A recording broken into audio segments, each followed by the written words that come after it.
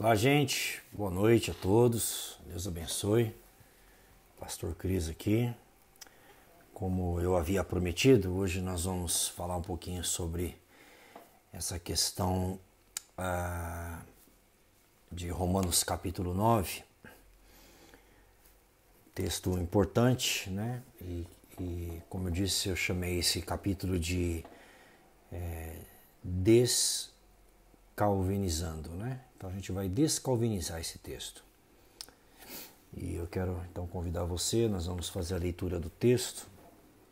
Se você puder prestar atenção, eu vou ler aqui.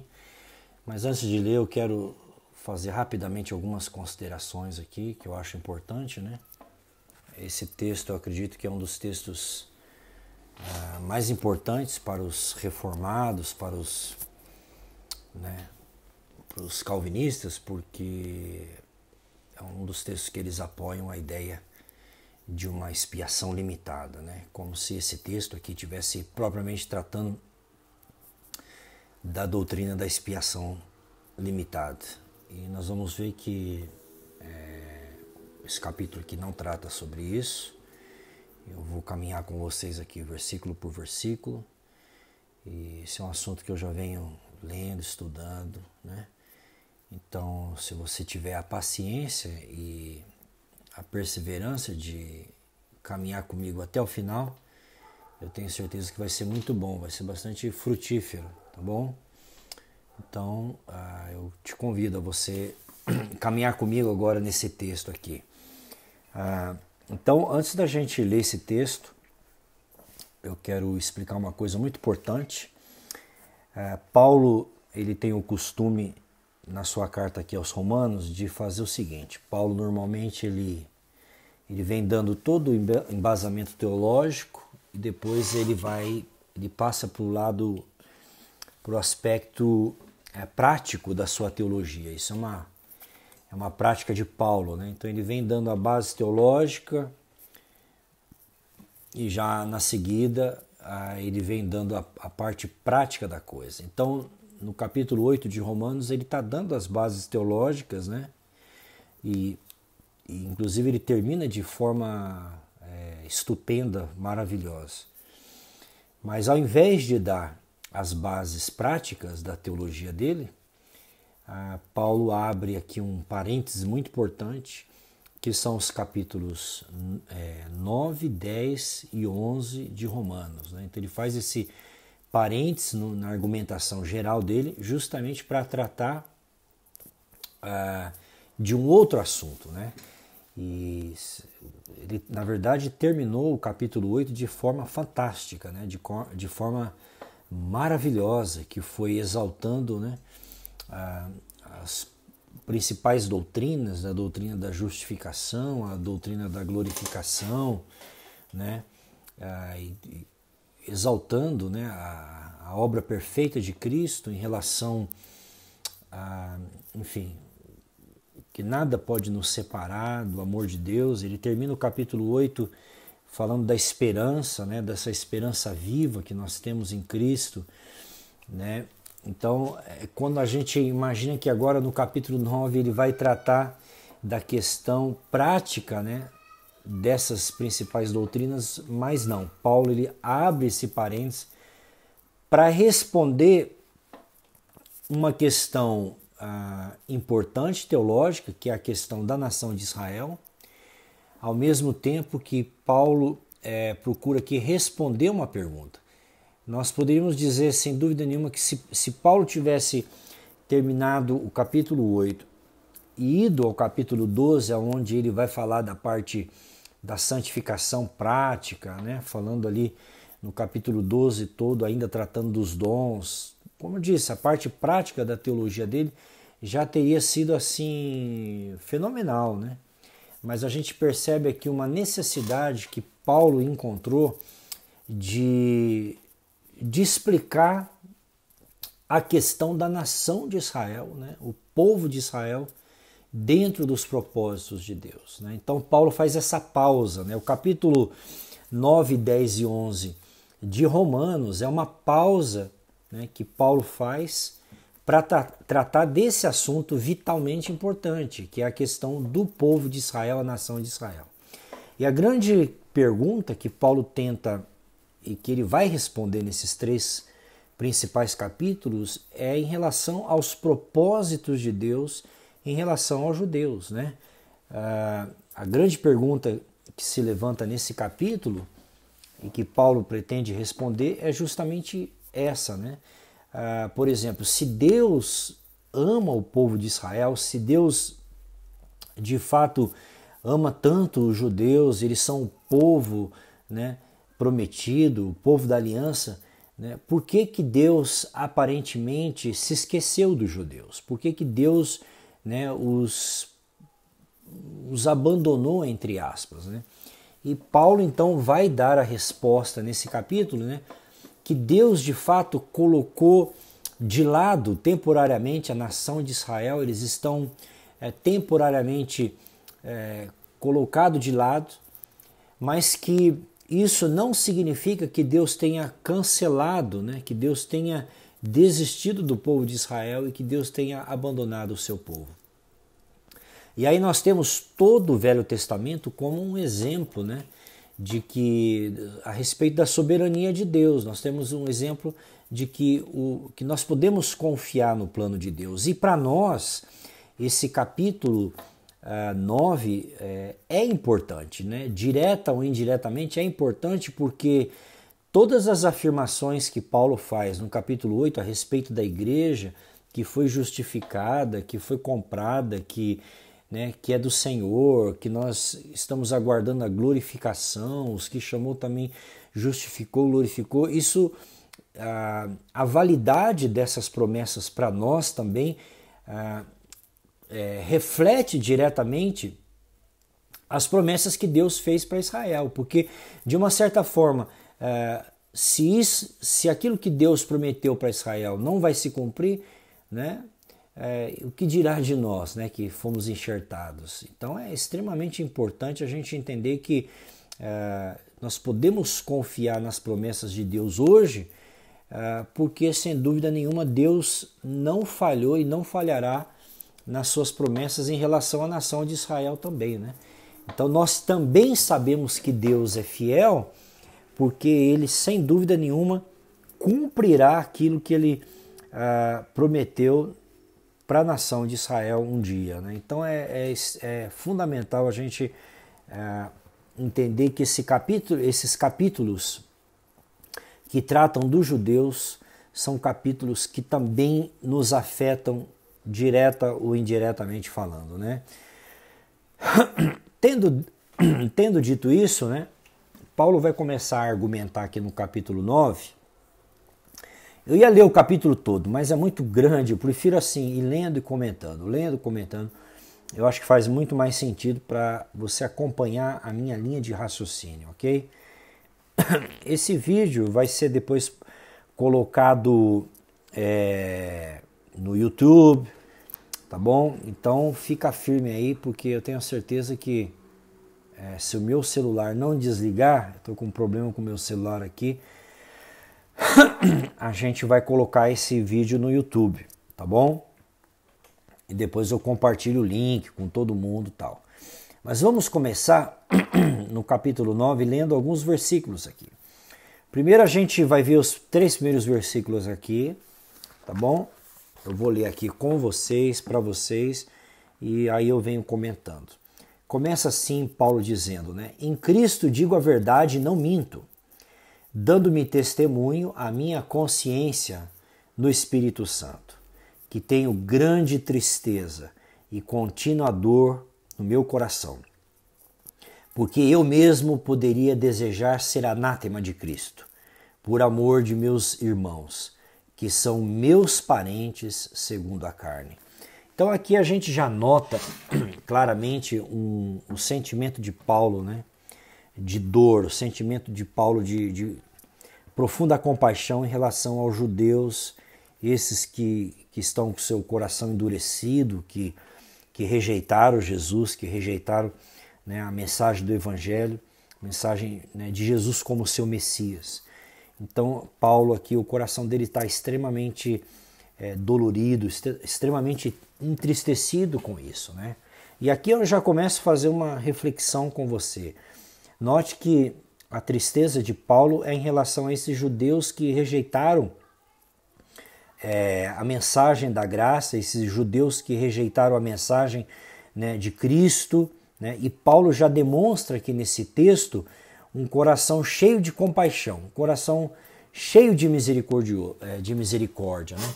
Ele chega a dizer assim, né, olha a linguagem veemente dele aqui, dizendo: eu não minto, digo a verdade, o Espírito Santo é testemunha juntamente com a minha consciência que eu tenho uma tristeza grande, né, profunda do meu coração, né? Tristeza de saber que eles rejeitaram o Messias, tristeza de saber que a nação rejeitou o seu Salvador, que eles rejeitaram, né, o tempo da visitação de Deus. E eu não consigo pensar aqui já de imediato, eu não consigo imaginar que Paulo consiga ter mais misericórdia desses que rejeitaram, né, desses que enfim, não receberam Cristo, mais do que o próprio Deus, né? Então, Paulo não pode ser mais misericordioso do que o próprio Deus em relação a esses que estão com o coração endurecido, né? Eu não acredito que Paulo, que foi inspirado, né, pelo Espírito Santo, possa ter mais misericórdia desses judeus de coração duro do que todos nós, do que todas as pessoas, de maneira alguma.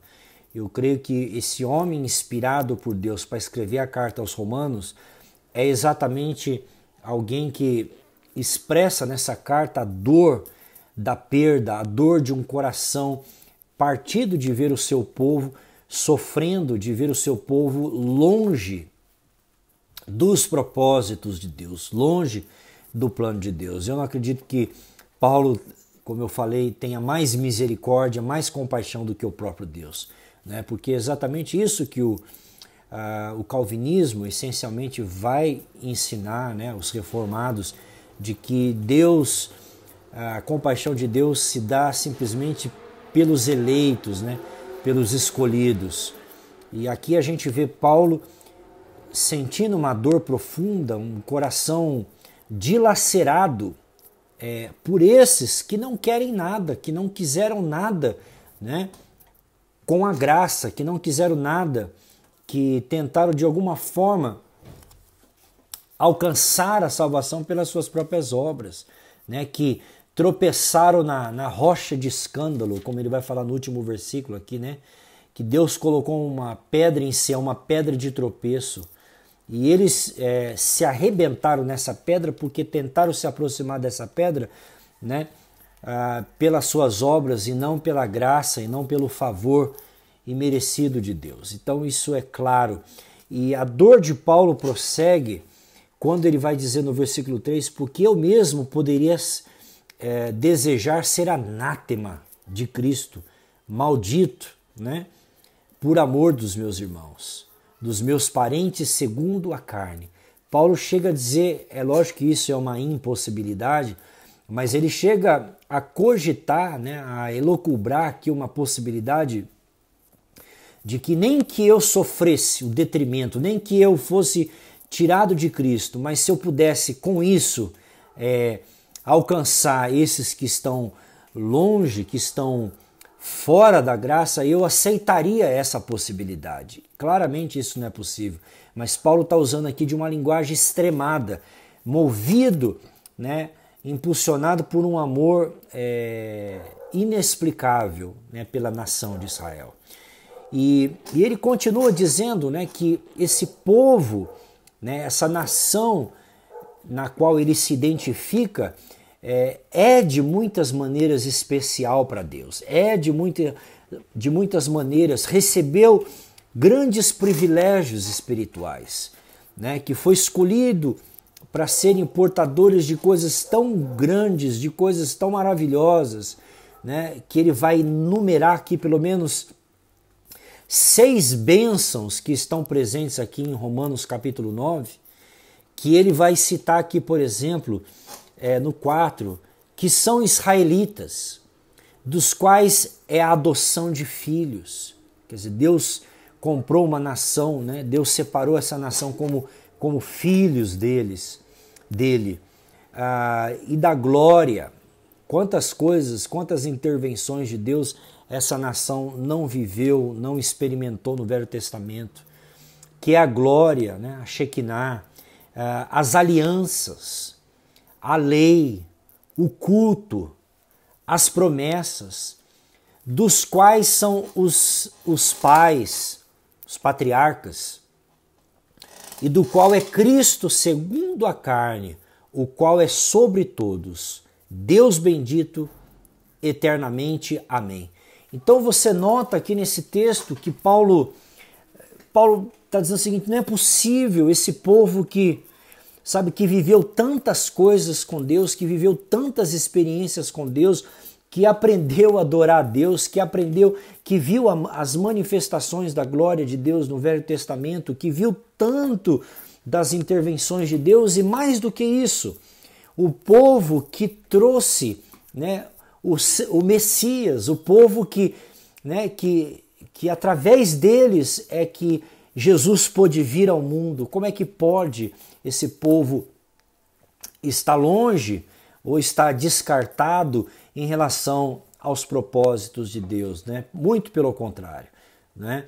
E aqui existe a questão também que os gentios agora foram, né, incorporados nas promessas de Deus, nos filhos segundo a fé, como Paulo vai explicar no livro de Romanos, em Gálatas também como um todo, né, que nós também fazemos hoje parte dessa bênção, né?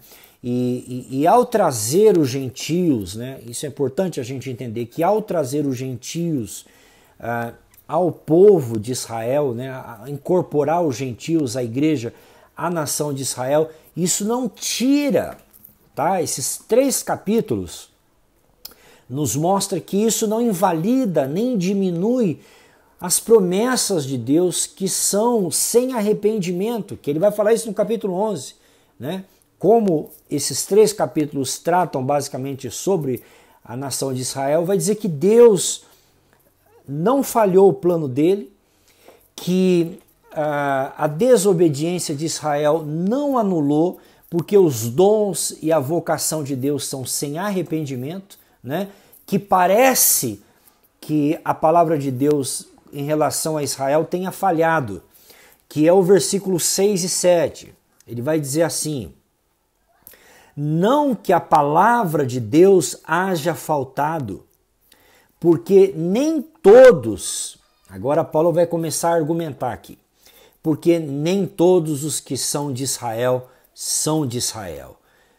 Nem por serem descendência de Abraão são todos filhos, mas em Israel será chamada a tua descendência. Então parece que o plano falhou, mas o plano não falhou, pelo contrário, né? O exemplo aqui, claro, é que a própria nação de Israel é que deveria ter recebido o seu Messias. A própria nação de Israel deveria ter dado as boas-vindas, né, ao Messias. Mas a gente entende claramente que a nação, na sua maioria, na verdade, eles rejeitaram Jesus, né? E, no entanto, Paulo vai trabalhar com a ideia, com um conceito de remanescente. Esse conceito já está presente no Velho Testamento, né? Lá em Isaías 10,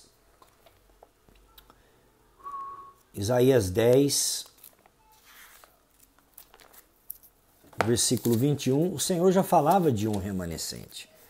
10, 21, diz assim: os restantes se converterão ao Deus forte, sim, os restantes de Jacó. Então o Senhor já vinha falando sobre um remanescente que creria.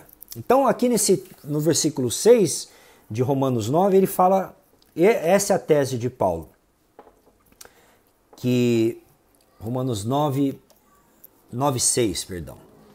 Não que a palavra de Deus haja faltado ou falhado, porque nem todos os que são de Israel são Israel.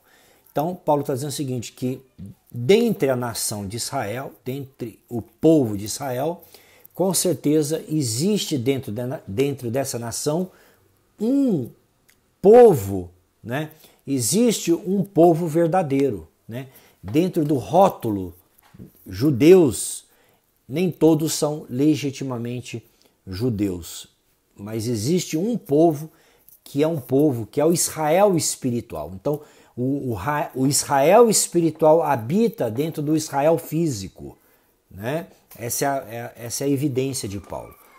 E não é diferente dos nossos dias. Dentro da igreja instituição existe a igreja espiritual, existe a igreja verdadeira, a igreja que é a noiva de Cristo, né? Mas, por exemplo, Paulo vai tratar isso em 2 Coríntios, capítulo 3, quando ele vai falar da nação de Israel, ele vai dizer o seguinte, que quando ele vai falar da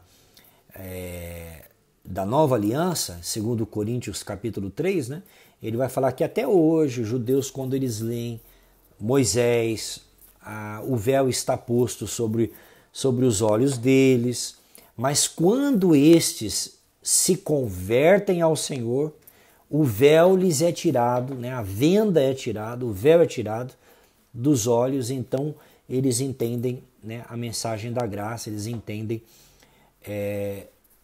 que Jesus é o Salvador, que Jesus é o Messias, né?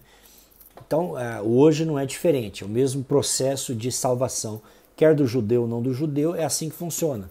Quando nós entendemos a mensagem do Evangelho, é o que Jesus falou para a mulher samaritana, né? Se você entender quem é que fala contigo e que eu tenho o dom para dar, né? Tu é quem lhe pediria, ele te daria a água da vida, né?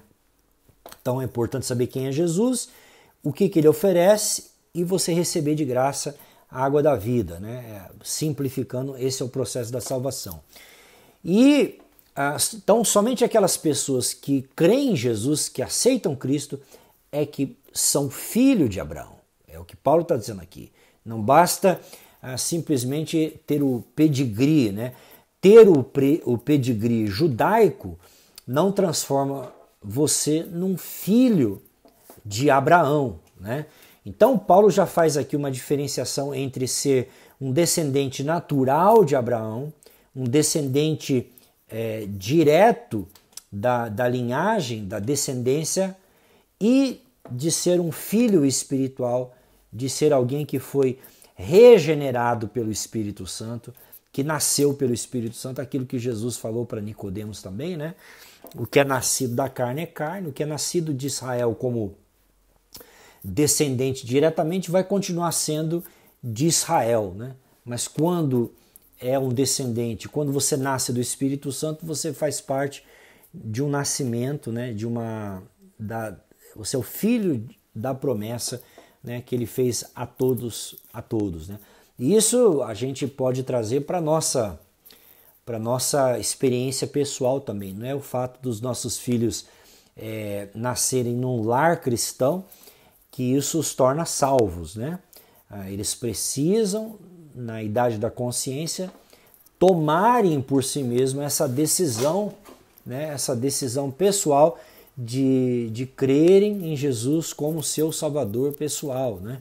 Então, é aquilo que eu sempre digo, Deus tem filhos, mas não tem netos. Deus não tem netos. E é isso que Paulo está dizendo aqui sobre a nação de Israel, certo? Então, cada pessoa deve individualmente aceitar Cristo, né, para que venha se tornar um descendente de Abraão, e não simplesmente por nascer no território judaico, por nascer, né, como um descendente de judeu. Não que a palavra de Deus haja faltado, porque nem todos que são de Israel são de Israel. Essa é a afirmação que Paulo está fazendo aqui nesse texto, ok? Então ele está dizendo aqui claramente que não basta ter o pedigree judeu, você precisa ser salvo. Agora no versículo 9, Paulo continua, ele continua expandindo esse assunto no 9, dizendo assim, peraí, eu estava no 6, né? Vou continuar lendo aqui o 7. Nem por serem descendência de Abraão são todos filhos, mas em Isaque será chamada a tua descendência. Isto é, não são os filhos da carne que são filhos de Deus, mas os filhos da promessa são contados como sua descendência. Porque a palavra da promessa é esta, porque por este tempo virei e Sara terá um filho. Então, Paulo continua a sua argumentação. Eu estou indo bem devagar para você acompanhar o meu raciocínio, o raciocínio de Paulo aqui, justamente para a gente não colocar pressupostos no texto. Então, so far, so good. Até agora, tranquilo, né? A gente está caminhando. Agora, Paulo vai falar desse descendente, né? Natural e o descendente da promessa. Claramente aqui ele já está preparando os seus ouvintes, né, os seus leitores, para entender que o descendente da promessa vai ser Isaac e o descendente natural vai ser Esaú. É nisso que vai desembocar, né? E aí a gente vai explicar por que Deus fala que amou um e aborreceu o outro, que aí nós vamos entrar na questão da eleição de Deus, ok? Vamos lá. Continuando esse argumento, Paulo está dizendo claramente que Abraão teve mais de um filho, né? E aí, que é o versículo de número 9, porque a palavra da promessa é esta: por este tempo virei e Sara terá um filho. Então, a promessa de Deus está recaindo sobre o filho que virá, o filho de Sara, e não o filho de Abraão com Agar, né? O viés, né? O caminho da promessa de Deus vai passar por Isaque e não por Esaú, ou por Ismael, perdão. Às vezes eu confundo, eu troco os nomes aqui, né? Então, Abraão é Isaque e Ismael. Raquel é Jacó e Esaú. Então são esses 4 personagens, né? E essas duas mulheres que nós estamos, que o texto que Paulo, são os 2 exemplos que Paulo vai dar, de Sara e o exemplo de Raquel aqui, ok? Então vamos lá. Então aqui falando de Sara, que ela no tempo certo vai dar o filho da promessa, que é o versículo 9, o descendente da promessa, Deus então ele dá um salto aqui, ele pula Ismael, que é o filho da escrava. Por quê? O filho da escrava, lembra o contexto? Importante a gente back and forth, toda hora voltar para a história de Israel, porque a base a construção dos exemplos de Paulo aqui é a construção do Velho Testamento. Então a gente tem que toda hora ir e voltar, ok? Então tenha paciência comigo aqui, vai me acompanhando aqui no raciocínio. Então Deus salta, Deus não aceita o filho da Agar, que é o Ismael, porque claramente é o filho segundo a vontade da carne, segundo a vontade do homem, né? Enquanto que Isaac é o filho da promessa, da estéril, né? Que nasceu segundo, né, o plano soberano de Deus. O plano soberano de Deus, né, vai passar por Isaac e não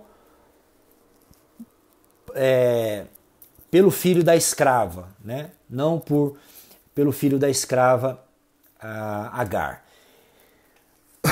Tendo dito isso, a gente, como diz lá no versículo 9, eu vou ler 500 vezes aqui os mesmos versículos até que faça sentido, você consiga compreender. Versículo 9, porque a palavra da promessa é esta. Qual promessa? Do descendente, né? Por esse tempo virei e Sara terá um filho, né? Então, Deus deixou bem claro que ele não precisava da ajuda de Abraão, Deus não precisava dessa ideia doida de Sara e que Deus não precisava da ajuda de Agar para cumprir a sua promessa. né? Deus não precisa da ajuda humana, Deus não precisa da nossa ajuda para cumprir os seus propósitos eternos. Quando Deus chamou Abraão, ele já sabia de toda a impossibilidade que estava envolvida nas circunstâncias dele, que ele já era de idade, que a mulher dele era improdutiva, né? E, enfim, Deus já sabia de tudo isso. E que o plano de Deus, o plano sobrenatural de Deus ia acontecer, né? Aquilo que Deus prometeu ia acontecer. Agora vamos dos versículos 10 ao 13. Romanos 9. E não somente esta, quer dizer, não só somente Sara, tá? Não só tratando de Sara. Agora ele vai dar um outro exemplo.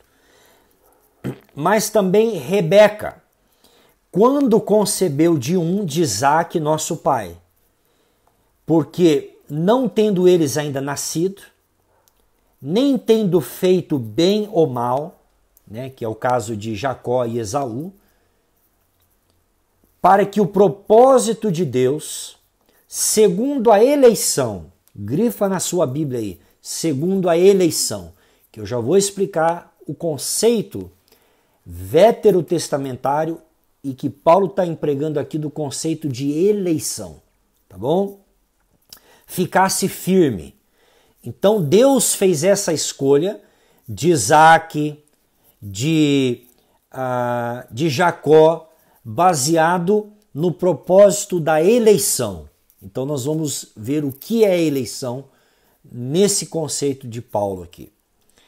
Para que ficasse firme, não por causa das obras, portanto não era por causa desses personagens, porque eles nem tinham nascido ainda, então podemos dizer que é uma decisão unilateral, somente da parte de Deus, não tem a ver com os indivíduos, tem a ver com uma decisão, um decreto unicamente de Deus, ok? Foi-lhe dito a ela, o maior servirá o menor.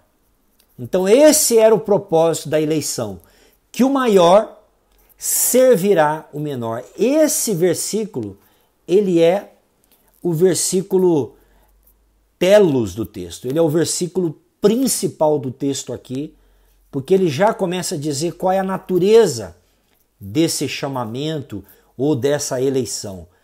No que implica, no que diz respeito a essa eleição, Deus escolheu que o maior servirá o menor. Então grifa na sua Bíblia a palavra servir.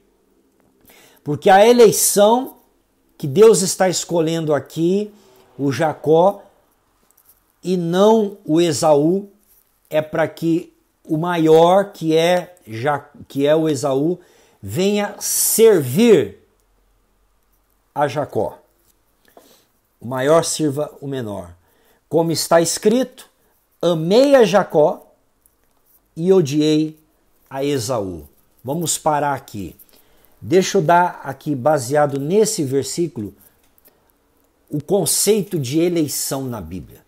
O conceito que está aqui nesse texto do que a gente chama de eleição. A eleição que Deus está fazendo aqui de Isaque, a eleição que Deus está fazendo aqui de Jacó, não é uma eleição de salvação. Deus não está elegendo Isaque e nem Jacó para serem salvos. Não é uma eleição de salvação pessoal, mas é a eleição para ser uma bênção. A eleição é Deus escolhendo um deles para ser uma instrumentalidade, para cumprir um serviço, como um canal divino para cumprir um propósito soberano de Deus. Então, esse é o conceito de eleição no livro de Romanos. Não tem nada a ver com predestinação para o céu. Não tem nada a ver com predestinação. Quando Deus chamou Abraão, lá em Gênesis, Deus não chamou Abraão para salvação. Deus chamou Abraão, sai da tua terra, sai da tua parentela, para quê? Você está sendo escolhido, né?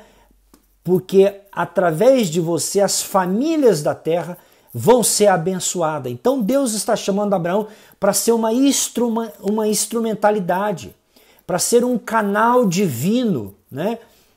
Para que, através dessa linhagem, aqui voltando agora para Jacó, Deus está escolhendo Jacó para ser a instrumentalidade, né?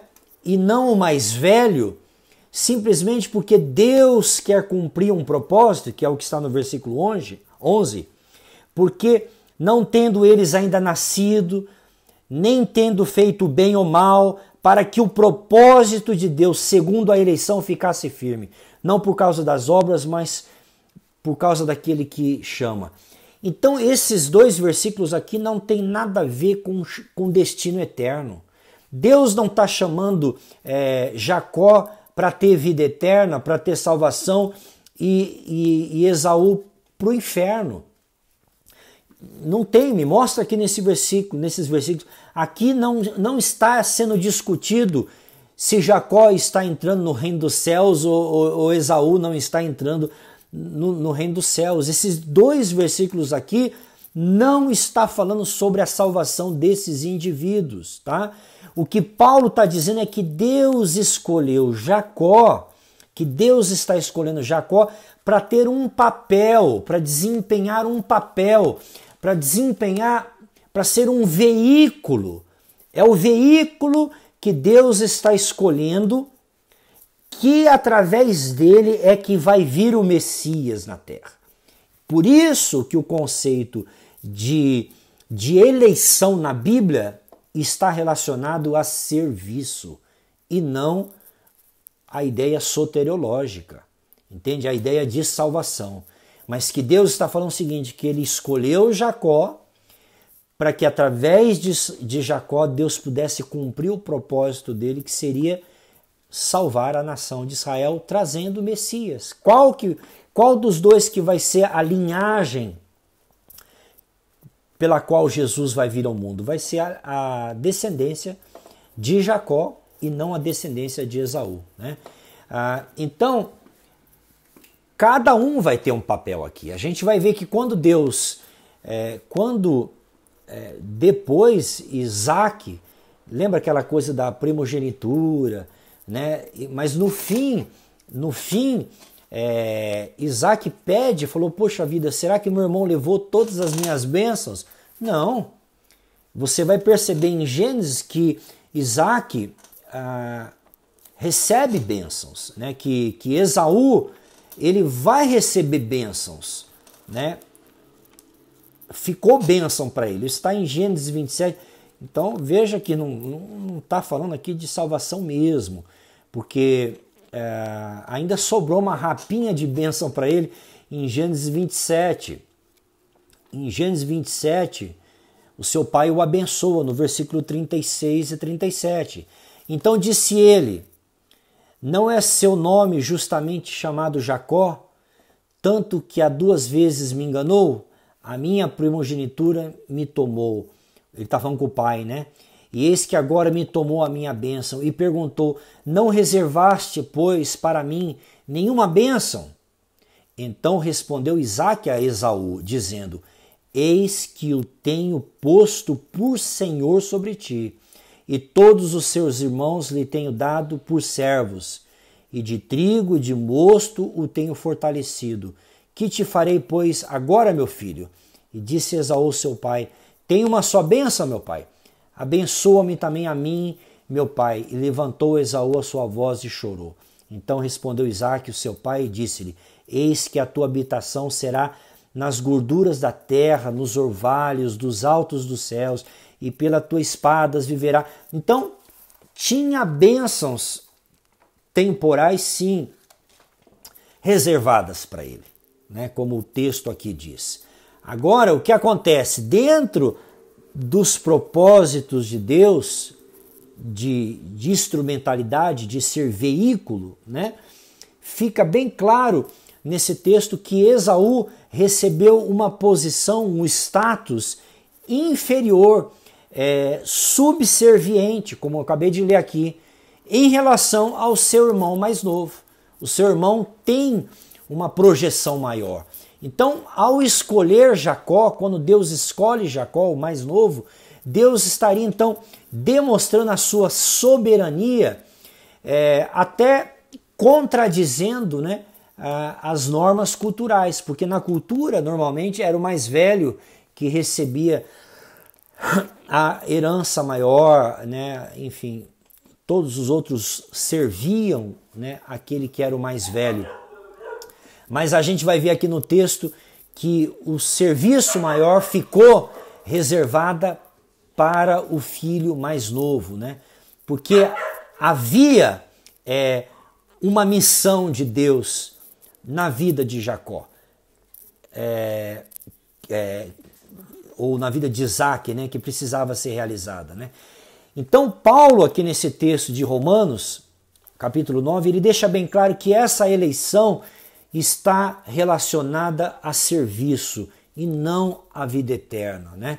Aqui, quem é que Deus está escolhendo para ser o ancestral do Messias?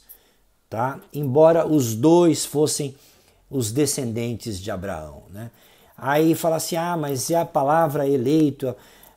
A gente vai ver que a palavra eleito no Velho Testamento, só um parênteses aqui agora,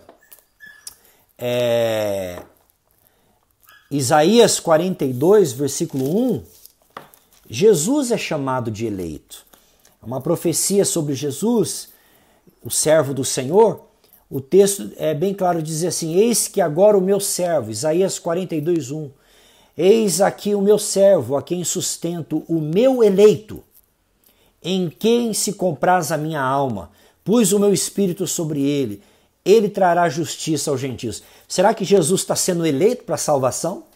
Será que a palavra eleição, o eleito, está sempre relacionado, ou necessariamente está relacionado à soteriologia? Não. Jesus eleito para ser salvo? Não. Jesus eleito para cumprir um serviço, para ser veículo, condutor, instrumentalidade de Deus, que era morrer na cruz. Então, pressupor que todas as vezes que a palavra eleito ou eleição se restringe à salvação é um equívoco, é usar um pressuposicionismo sobre o texto, porque Jesus é o eleito de Deus para morrer pelos nossos pecados, ok? E aí nós vamos continuar o texto aqui, né? Então, voltando aqui para Romanos 9,13, o texto diz, e voltando um pouquinho antes, ele é bem claro ao afirmar no que diz respeito quando Deus escolhe Jacó e não Esaú, né? Ele diz assim, o maior servirá ao menor. Então essa eleição é para serviço. Esse texto não está falando de eleição para salvação. Então é forçar o texto. O texto aqui, o maior está sendo escolhido para quê? Para servi-lo. É para serviço. Ok? O maior vai servir o menor. Agora, no 13, quando ele diz aqui, né?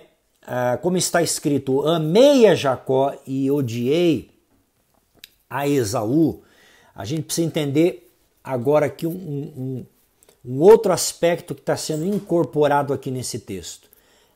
Paulo agora muda da eleição individual, Jacó e Esaú como duas pessoas, como dois indivíduos, para uma eleição nacional, tá? Porque agora ele nessa concepção bíblica, os indivíduos representam duas nações distintas. Nós vamos ver que Esaú representa os edomitas e nós vamos ver que Jacó representa a nação de Israel. Veja, muitos anos depois que Jacó e Esaú já morreram, lá no livro de Malaquias fica bem claro aqui a existência, esses dois representando dois povos diferentes. Malaquias, capítulo de número 1. Malaquias 1.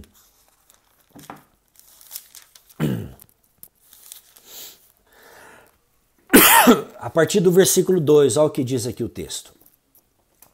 Eu vos tenho amado, diz o Senhor, mas vós dizeis, em quem nos tem amado? Não era Esaú, irmão de Jacó? Disse o Senhor, todavia amei a Jacó e odiei a Esaú, e fiz dos seus montes uma desolação, e dei a sua herança aos chacais do deserto, ainda que Edom diga, empobrecido estamos, porém tornemo-nos a edificar os lugares desertos. Assim diz o Senhor dos Exércitos. Eles edificarão e eu os destruirei, e lhes chamarão termos de impiedade e povo contra quem o Senhor está irado para sempre. E os vossos olhos o verão e direis, o Senhor seja engrandecido além dos termos de Israel. Né? Então aqui o texto fala bem claro, né, no 4, sobre Edom. Né? Edom aqui são os descendentes de Esaú, né? De Esaú, exato. Então agora aqui ele está tratando de Jacó e Jacó e Esaú como duas nações. Lembra o que o Senhor disse lá em Gênesis? Vamos lá abrir em Gênesis 25, 23. Gênesis 25, 23.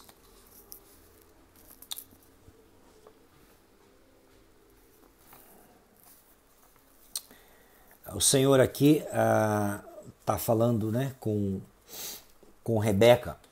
Diz assim, e o Senhor lhe disse, duas nações há no teu ventre, e dois povos se dividirão das suas entranhas. Um povo será maior e mais forte do que o outro povo, e o maior servirá ao menor.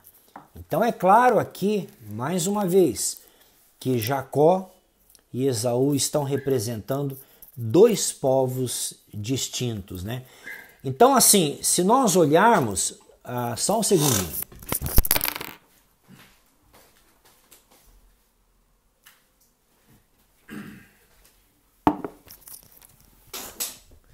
Desculpa. Se nós olharmos, a gente vai ver nesse texto, né, que esse texto não pode ser literal. Por quê? Você não vai encontrar em nenhum lugar no Velho Testamento, vamos pegar então essa expressão, o maior servirá ao menor. No Velho Testamento não tem nenhum texto onde mostra Esaú servindo a Jacó.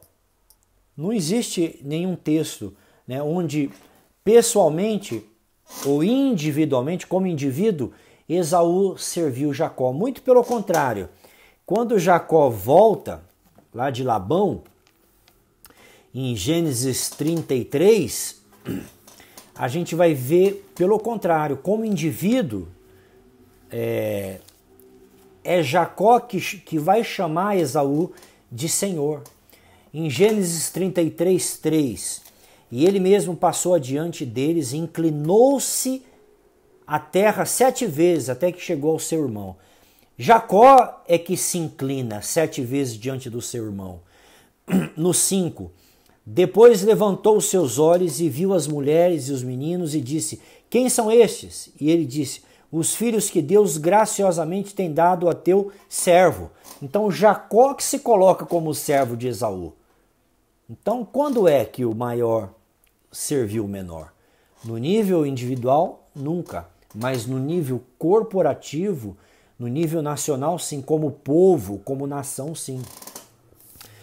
No versículo 8, a mesma coisa.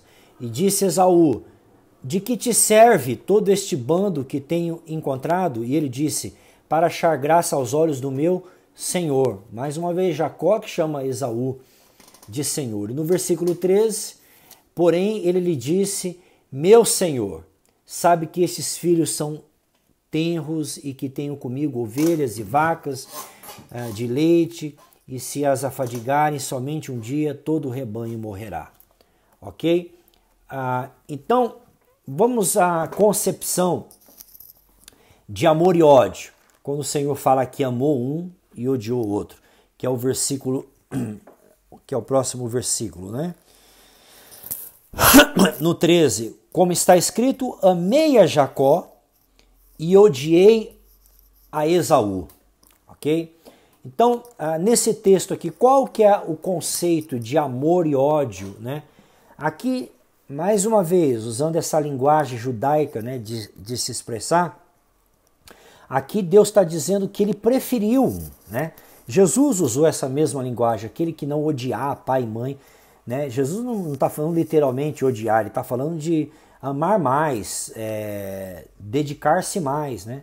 Então aqui ele está dizendo que ele fez a escolha, a decisão de qual deles é quem iria, para quem ele iria conceder essa herança, né? Qual deles é que, sobre quem recairia a bênção e a responsabilidade, né, do reino dos céus, que seria a responsabilidade cairia sobre Jacó, né, e não sobre o seu irmão Esaú. Então aqui é uma questão de herança superior e herança inferior. Como nós vimos, Esaú recebeu uma herança bem menor, bem mais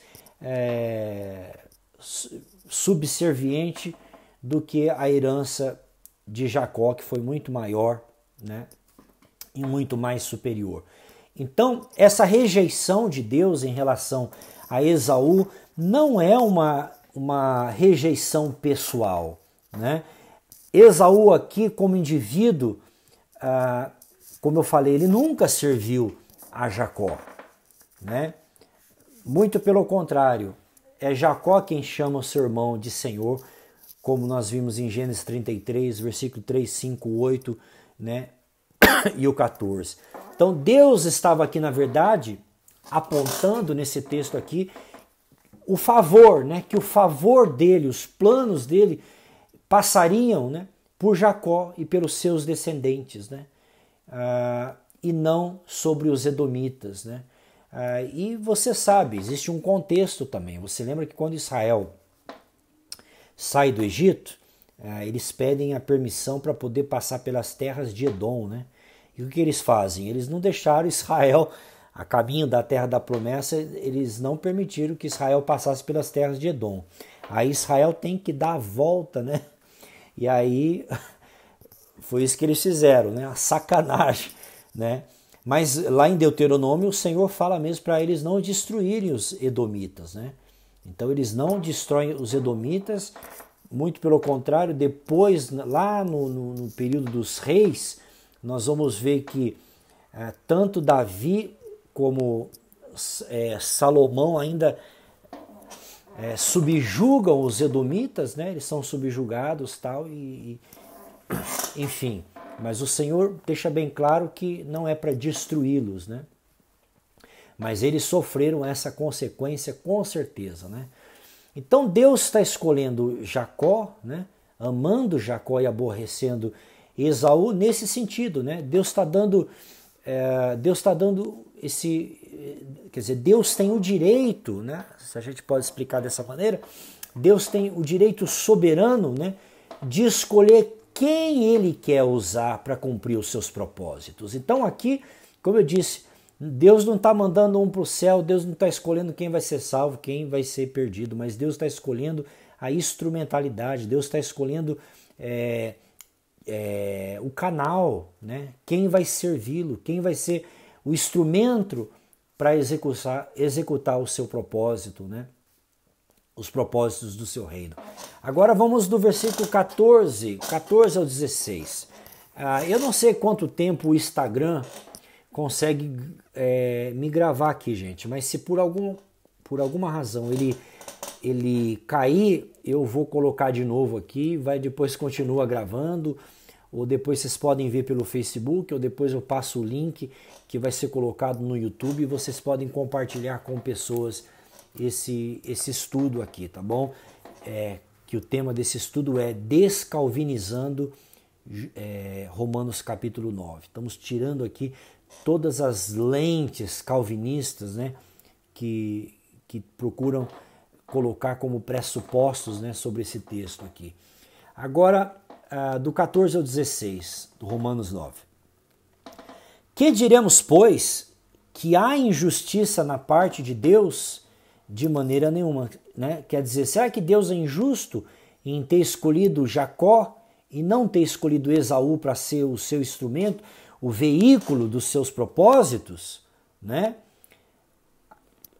De maneira nenhuma. Aí no 15, pois disse a Moisés, compadecer-me-ei de quem me compadecer, e terei misericórdia de quem eu tiver misericórdia. Assim, pois, isto não depende do que quer, nem do que corre, mas de Deus que se compadece, tá?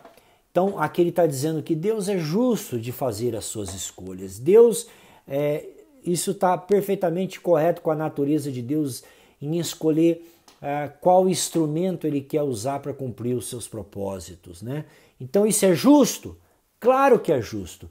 Deus demonstrar a sua misericórdia. Agora é importante a gente entender que essa misericórdia que está sendo dada aqui, né, quando ele cita aqui o exemplo de Moisés, que quando Deus falou para Moisés, essa misericórdia que é dada aqui é dada, né, como propósito o privilégio de receber a bênção, de cumprir e avançar o programa do reino dos céus, né? E não para a salvação dos indivíduos, mas para realizar os propósitos, que Deus vai cumprir os propósitos dele em relação à nação de Israel, né? E até em relação a tudo, com a nossa ajuda e apesar da nossa resistência, ele vai cumprir o propósito dele. Então não depende de quem escolhe, mas depende de Deus realizar a misericórdia dele da forma que ele quiser organizar as coisas no seu reino.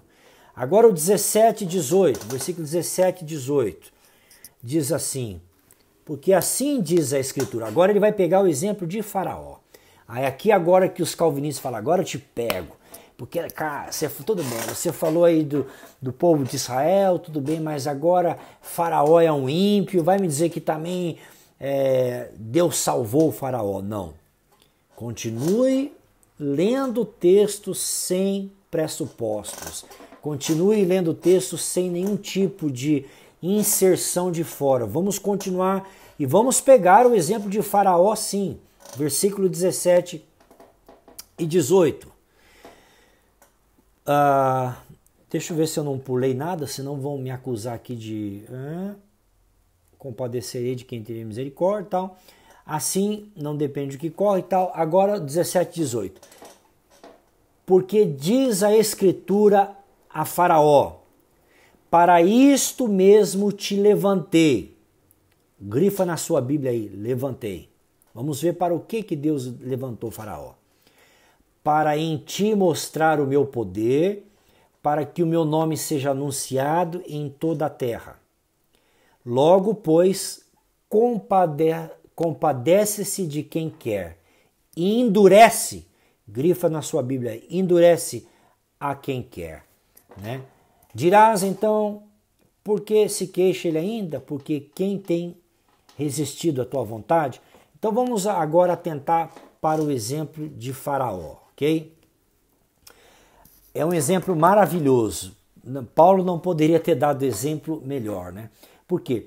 Porque justamente as ações, né, o comportamento de Faraó vai justamente comprovar, né, vai montar perfeitamente esse quadro em relação a esse plano soberano de Deus. A gente vai ver o plano soberano de Deus perfeitamente em Faraó. Então, por exemplo, quando a gente lê o livro de Gênesis e Êxodo, a gente vai perceber diferentes tipos de Faraó, né, se relacionando, né, em interlóquio com a nação de Israel. Né? A gente vai ter diferentes tipos de Faraó reagindo aos propósitos de Deus. Né? Aqui, ó, a live no Instagram vai acabar e a gente vai encerrar e eu vou continuar. Então fiquem aí. Eu vou encerrar para ele postar para a gente já iniciar uma outra aqui, tá bom? Então, vocês que estão comigo no Facebook, não desistam, ok? Vamos continuar aqui. Ok. Continuando aqui, estou aprendendo a mexer nessas engenhocas todas aqui, ok? Espero que o meu celular não... Bom, ele não está superaquecendo, glória a Deus. Eu fiz o upgrade aqui e está tudo funcionando, graças a Deus. Então, assim, a gente vai perceber que, por exemplo, teve um faraó que tentou matar Moisés. Teve outro faraó que que morreu depois. Teve outro faraó que cooperou com Israel, que foi super bondoso com José.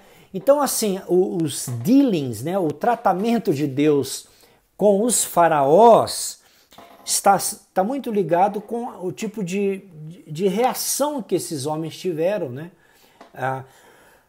em relação à nação de Israel, ao próprio povo de Israel. Então aqui Deus de fato endureceu o coração de Faraó. Deus de fato endureceu o coração de Faraó. Mas é importante a gente entender o seguinte, esse é um conceito bíblico, que Deus ele não endurece o coração das pessoas até que essas pessoas o rejeitem. Você nunca vai ver Deus endurecendo o coração das pessoas sem que antes esses corações primeiro não tenha se endurecido. Por exemplo, se você pegar Êxodo capítulo 7, antes de usar a expressão eu endurecerei o coração de Faraó, a gente vai ver, por exemplo, Êxodo 7:22. 7:22 diz assim: porém os magos, lá no comecinho das pragas, porém os magos do Egito também fizeram o mesmo com os seus encantamentos, de modo que o coração de Faraó se endureceu e não ouviu-os como o Senhor tinha dito. No 8:15, vendo, pois, Faraó que havia descanso, endureceu o seu coração e não os ouviu como o Senhor tinha dito. No 32,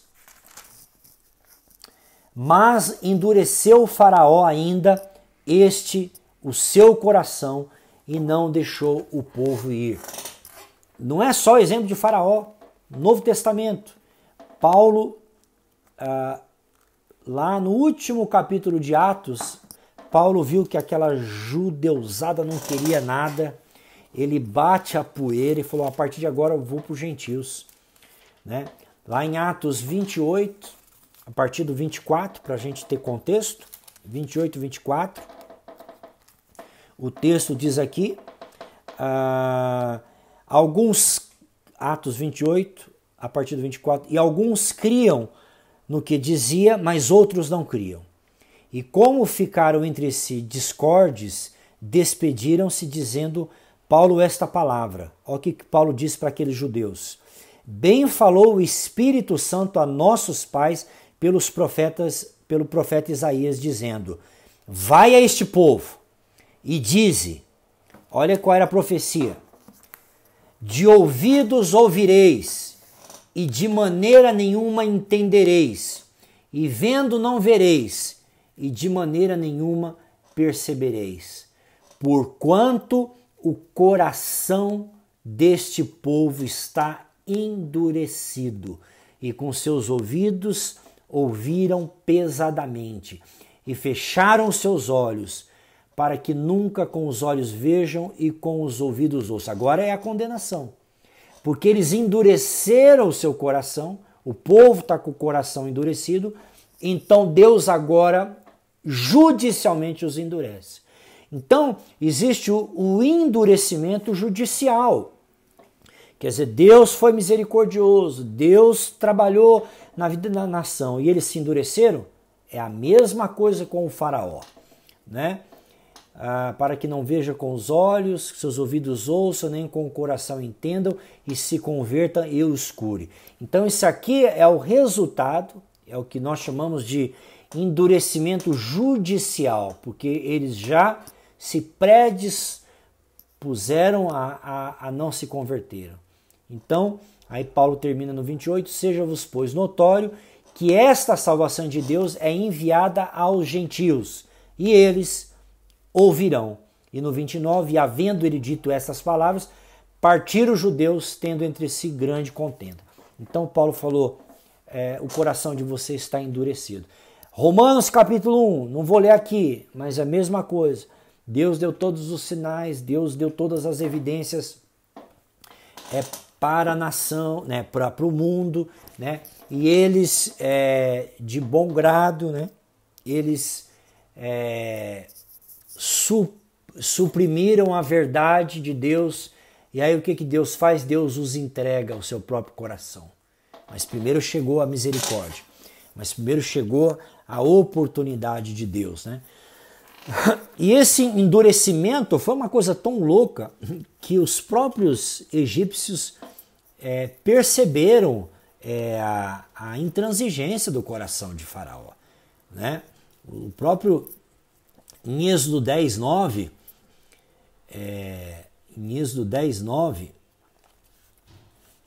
a gente vai perceber que o próprio povo falou, esse faraó é muito duro, o nosso faraó é duro demais. Êxodo 10:9 diz assim, e Moisés disse, é isso mesmo? Só ver se eu não anotei errado. Êxodo 10:8. Então Moisés e Arão foram levados outra vez a Faraó e disse-lhe, ide, servi ao Senhor vosso Deus. Não é esse não, desculpa. Eu comi bola aqui, não é Êxodo 10:8 não. Mas chega uma hora que os servos dele falam com ele, né? É o 7, perdão, 10:7. Está anotado aqui, mas na referência que eu anotei errado. E os servos de Faraó, deixa eu até anotar aqui, talvez um dia a gente transforme esse estudo num livro, né? O Brasil é carente, o Brasil precisa de... Porque no Brasil é o seguinte, ou você é calvinista ou você é arminiano. Então, tá perdido dos dois lados, né? Então, mas olha aqui o 10:7. E os servos de Faraó disseram, até quando este homem nos há de pôr em laço? Deixa ir os homens para que sirvam ao Senhor Deus. Ainda não sabes que o Egito está destruído? Então veja que foi uma coisa absolutamente do coração dele. E essa referência é lembrada no livro de 1 Samuel. Vocês lembram quando os filisteus levaram a arca do Senhor e ficaram com hemorroida, com um monte de doença? E aí foi a mesma pandemônia, foi a mesma loucura. E é exatamente isso que os filisteus disseram lá em 1 Samuel, capítulo de número 6, versículo 6. Ele vai lembrar desse evento aqui do Egito, né? Eles lembram do evento do Egito. E eles dizem o seguinte, em 1 Samuel 6,6. Por que, pois... Olha a pergunta, gente. Se fosse eu falando, ia dizer que eu não sou anticalvinista, anti-reformado, mas graças a Deus é um versículo da Bíblia. E exatamente essa a questão, ele diz, por que, pois, endurecereis o vosso coração, como os egípcios e Faraó endureceram os seus corações? Porventura, depois de os haver tratado tão mal, os não deixaram ir e eles não se foram? Quer dizer, adiantou endurecer o coração? Nós vamos fazer a mesma coisa que eles fizeram? Manda essa arca de volta, pelo amor de Deus, para a gente sarar e para que essa maldição saia do arraial dos filisteus. Então, o mesmo pensamento aqui, né? Voltando para o texto de Romanos, capítulo de número 9. O que a gente tem aqui, queridos? O mesmo princípio. Primeiro os homens endurecem os seus corações. Primeiro o Faraó endurece o seu coração. Deus, então, reage endurecendo o seu coração. Êxodo 9:12, Deus então diz, agora eu endurecerei o coração de Faraó. Né? Porque você resistiu, então agora eu vou ser mais duro do que você. Né? É aquilo que Deus encontra e não aquilo que Deus faz. Deus simplesmente reage. Né? Então esse endurecimento aqui não trata de predestinação para o inferno, de Romanos 8, Romanos 9, né? É simplesmente uma expressão da prerrogativa de Deus de escolher quem ele vai usar para cumprir os seus propósitos.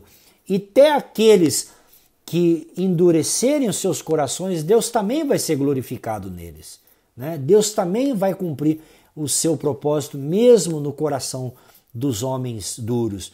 Então, os homens obedecendo ou não obedecendo, Deus vai realizar os planos do seu reino. Ao mesmo tempo que Deus torna os homens responsáveis pelas suas decisões, né? Que é o versículo 20 e 23 de Romanos. Estamos quase terminando. 20 e 23. E ele diz assim: mas, ó homem, quem és tu que a Deus replicas? Porventura a coisa formada dirá a que o formou, por que fizeste assim? Ou tem o oleiro poder, ou não tem o oleiro poder sobre o barro, para da mesma massa fazer um vaso para a honra e outra para a desonra? E que direis se Deus, querendo mostrar a sua ira e deram conhecer o seu poder, suportou com muita paciência os vasos de ira, preparados para a perdição, para que também desse a conhecer as riquezas da sua glória nos vasos de misericórdia para glória já dantes, que dantes preparou, né? Contexto. Essa expressão que Paulo usa do 20 ao 23 é uma referência, gente, ao texto de Jeremias. Paulo está citando Jeremias 18, que é a velha história do vaso na mão do olheiro, né? Que a gente conhece, todo mundo conhece, que eu já preguei, todo mundo já pregou, né? Que o vaso se quebrou e tal. E se você pegar Jeremias 18, a partir do versículo 1, faça uma leitura, você vai ver aqui quem que o texto está falando, né? Ele está falando aqui, desceu a casa do oleiro, tal, a casa de Israel. Então aqui não se trata de indivíduos, está falando da casa de Israel. Depois, eu não anotei todos os versículos, aqui fala no 9, no momento que eu falar de uma nação, de um reino, homens de Judá no 11, momento algum aqui ele está tratando de indivíduos, aqui ele está tratando casa de Israel, nação. Então esse texto aqui ele é um texto corporativo e não é um texto tratando de indivíduos, né? Importante lembrar aqui, né? E esse destino que Deus está tratando aqui, que ele vai julgar, né? Está tratando sem... Você precisa, Leonardo, da tradutora? Ou você não está entendendo o que eu estou falando? Estou falando na língua portuguesa aqui, né? A tradutora hoje não está aqui, mas eu acho que você está entendendo o que eu estou falando, né? O conteúdo aqui é em português. Então vamos ficar no foco aqui, senão a gente perde o objetivo, né? Às vezes, por que eu estou falando isso? Não me entenda mal, meu irmão. Eu amo você, mas é que às vezes o pessoal levanta a questão que não é o assunto. Nós estamos tratando já do conteúdo aqui em português, então não precisa da tradutora agora, né? Esse é o foco, vamos manter o foco.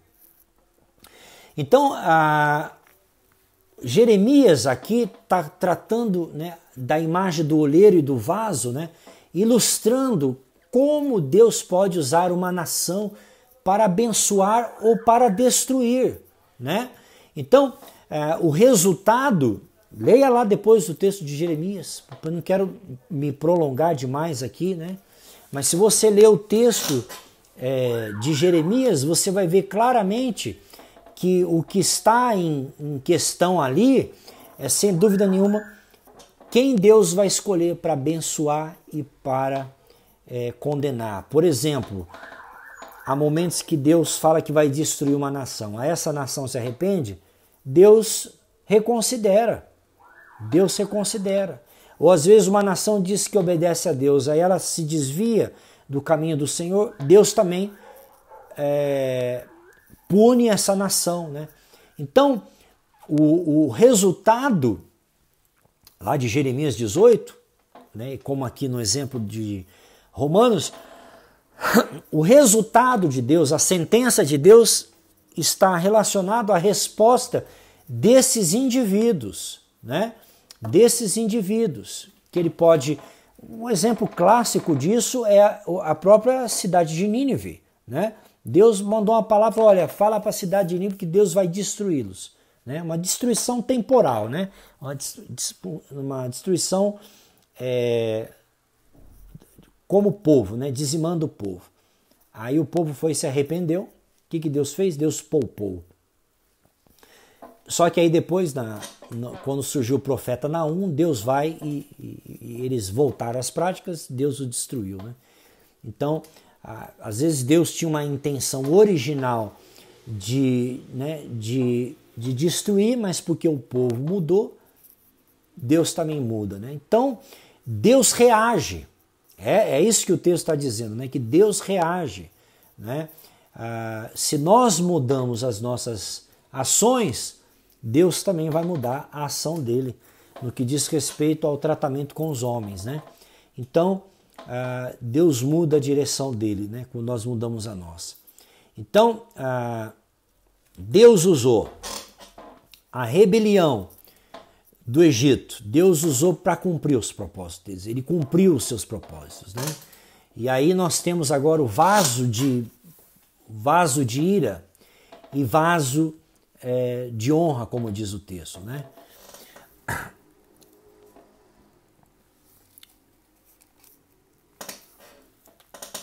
E aí a gente tem outros exemplos na Bíblia. A gente tem um exemplo, né? E você observa aqui, né? Quando fala de vaso de ira, é importante a gente entender qual é o conceito de ira também, né? O conceito de ira na carta de Paulo é uma manifestação presente do juízo de Deus, né? Lá em Romanos 1 já está o exemplo lá claro, né? Quando Deus faz conhecido do céu, né? A sua ira, né?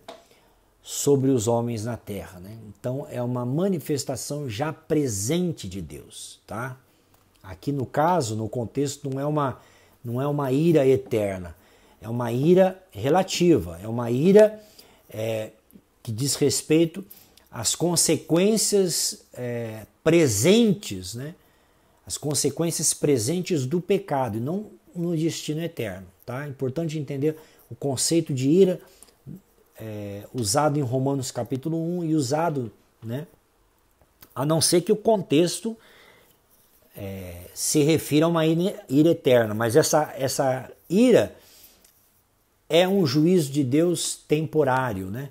Está presente, está sempre associada a aquela pessoa que rejeita, né? Ou que aceita a vontade de Deus. Aqui no Faraó passou a ser um vaso de ira, né? Porque ele resistiu, né? E continuou pecando de forma deliberada, né? Isso também em relação aos judeus que foram disciplinados por Deus. Deus usou, por exemplo, Ciro para disciplinar, Deus elegeu Ciro para disciplinar Israel, né? Deus usou os pagãos muitas vezes, né? Para disciplinar Israel devido à sua incredulidade, né? Mas olha que Deus aqui suporta com paciência, no versículo 22, Deus ainda suportou com muita paciência os vasos de ira. Quer dizer, Deus é longânimo, Deus não quer que ninguém se perca, Deus não quer que ninguém esteja fora do propósito redentor dele também, né? Se, como eu disse, tiveram diferentes faraós com diferentes posturas. Se esse faraó aqui tivesse sido como o faraó nos dias de José, com certeza ele teria sido abençoado, né? Então Deus suportou esses vasos da ira, né? Mas quando essas pessoas, nações ou indivíduos se arrependem, Deus consequentemente muda, né, a sua postura. Por isso que não é permanente. Essa ira não é permanente. Todos nós somos filhos da ira.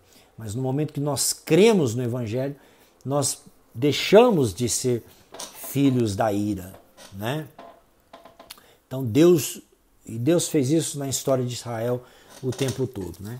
E aí o texto termina, né, a partir do versículo e tem até, deixa eu até fazer um comentário aqui da Bíblia Nelson Bible. Existe uma explicação gramatical desse texto, né? Quando fala que os vasos da ira preparados para a perdição, o tempo, o aoristo no grego aqui diz da ideia de que eles mesmos se prepararam para esse momento. Foi uma ação deliberada do coração deles, né?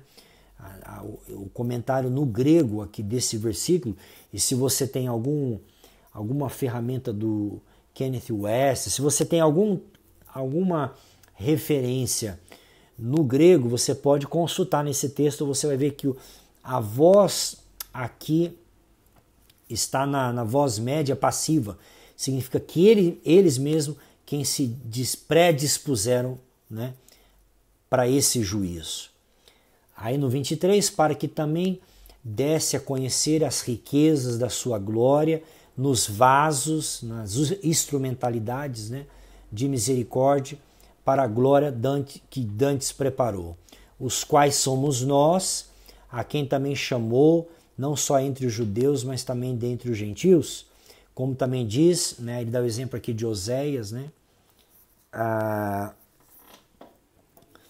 chamei meu povo ao que não era meu povo, e amada a que não era amada, e sucederá que no lugar em que lhe foi dito, vós não sereis meu povo, aí serão chamados de filhos do Deus vivo. Também Isaías clama acerca de Israel, ainda que o número dos filhos de Israel seja como a areia do mar, o remanescente é que será salvo.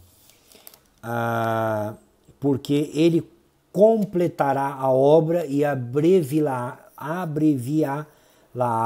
em justiça, porque o Senhor fará breve a obra sobre a terra.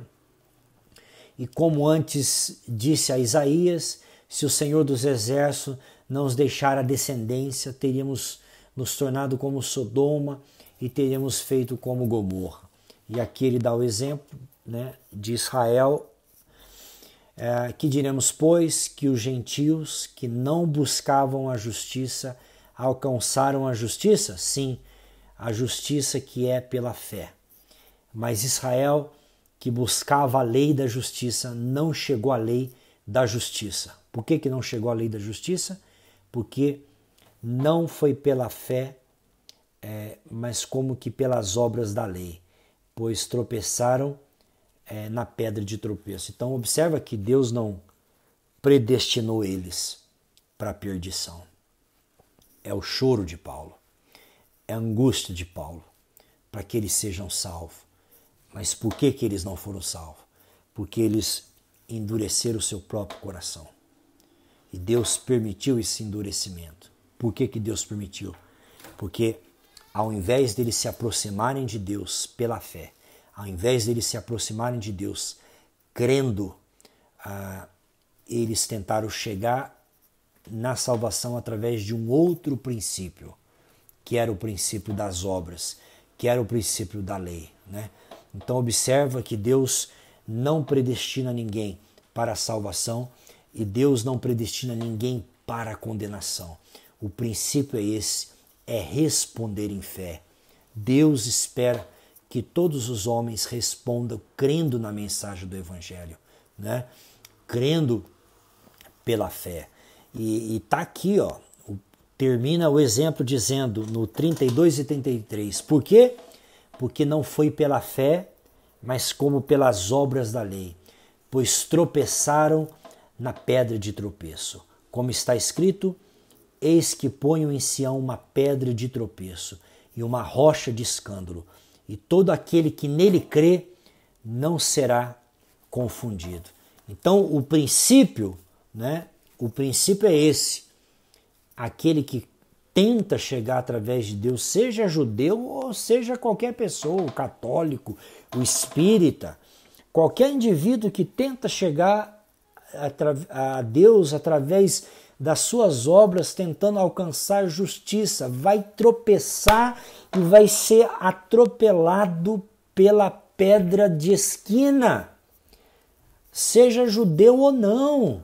É isso que o texto está querendo dizer aqui, porque é só através do princípio da fé pessoal em Cristo. Por isso que ele vai dizer, todo aquele que nele crê não é confundido.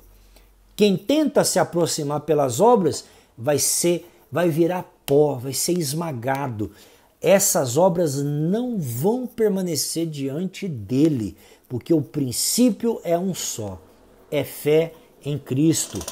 Não é justiça própria, não é justiça que vem da lei, mas é justiça que vem pela fé, justiça que é pela graça.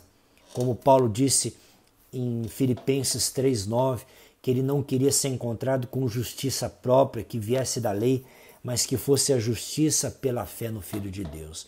Então, esse é um texto totalmente descalvinizado, não tem calvinismo nesse texto algum, porque em momento algum esse texto está tratando de salvação, de eleição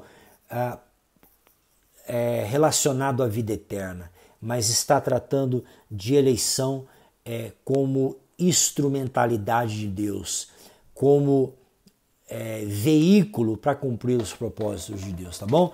Eu terminei de ler um livro que eu gostei muito, eu quero recomendar para você. Se você sabe inglês, tem esse livro aqui do Sean Lazar, é um amigo meu que está no Facebook, Chosen to Serve.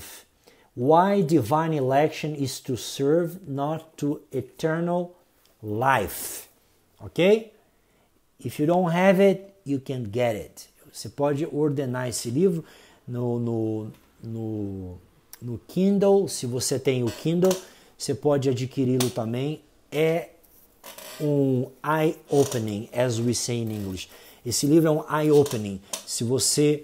Porque ele teve um background calvinista, ele teve um background reformado. E todas as possíveis perguntas que um reformado faz, Romanos capítulo 1, Efésios capítulo 1, Romanos 28, 29, 30, esse que eu expus agora de Romanos capítulo 9, né? Ele com legitimidade, ele junto com seus interlocutores viraram todas essas pedras. Então eu quero compartilhar com vocês, se vocês têm o desejo de aprofundar nesse assunto. O Sean Lazar é um amigo meu, eu tenho ele no meu Facebook, ele fez um trabalho magnífico nesse livro, eu já o li várias vezes, ele vai explicar o que é eleição corporativa,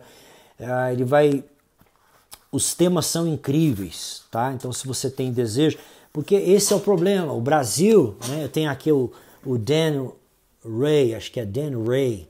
Hello Dan, how are you? Vocês sabem, você é pastor aqui no Brasil, a gente não tem ferramentas no Brasil.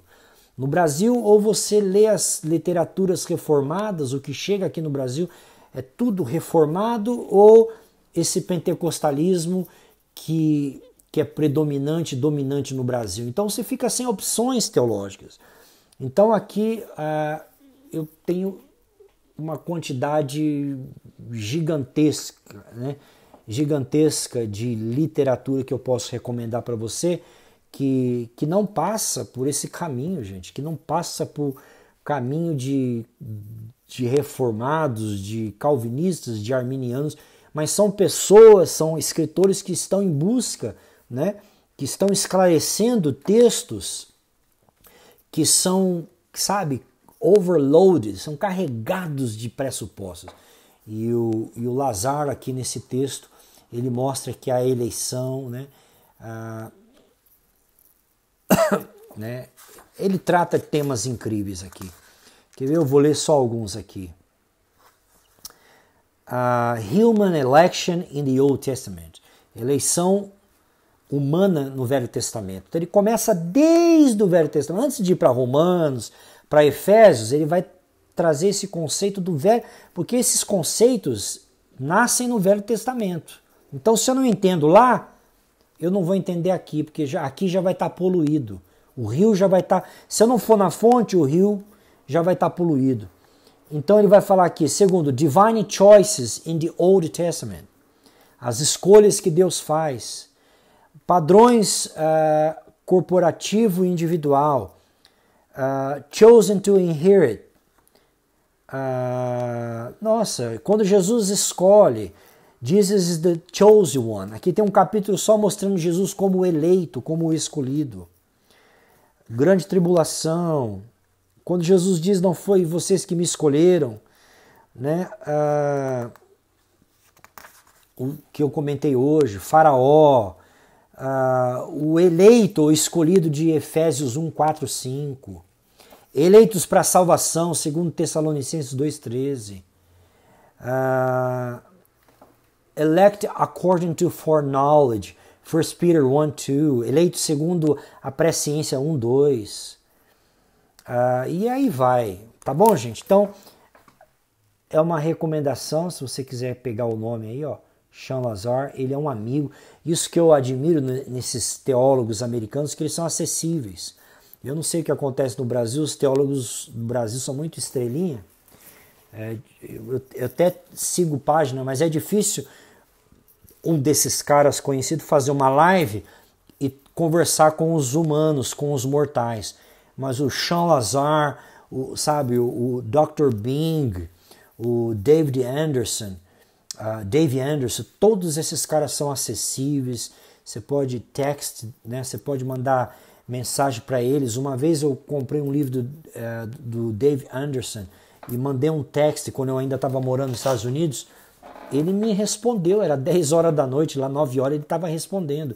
Então é isso que eu gosto, porque esses caras são acessíveis, estudam demais, muitos deles estudaram no Dallas Theological Seminary, muitos deles, entende, estão aí em alta nos Estados Unidos, mas são autores acessíveis. Tá bom, gente? Um beijo, Deus abençoe todos vocês, espero ter contribuído, né? O desejo meu aqui não é dizer eu tô certo, tá todo mundo errado, que eu sou melhor. Absolutamente, eu sou um amante da palavra, eu amo a palavra de Deus e quero a verdade, eu quero sola escritura, né?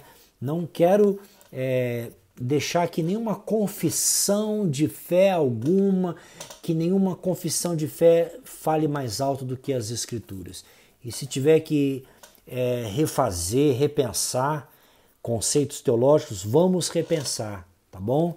E se você é um cara do sola escritura, você vai dizer, uau, é isso mesmo, porque eu fecho com sola escritura, não fecho com confissão de fé.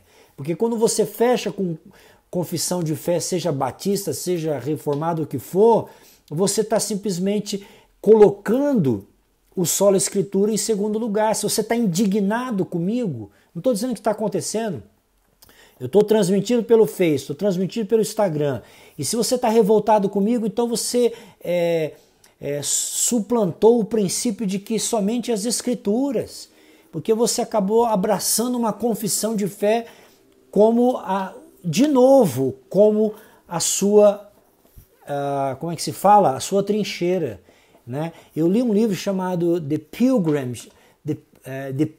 Theology, a teologia do peregrino, em inglês, The Pilgrim Theology. E esse cara vai tratar sobre isso, que a gente tem que ser um peregrino, alguém que está buscando a verdade última, o entendimento último, e não como alguém que se entrincheira, né, que se coloca numa trincheira, teologicamente falando, e que se fecha, ok? Deus abençoe vocês, espero ter sido útil e ter sido uma bênção na vida de vocês.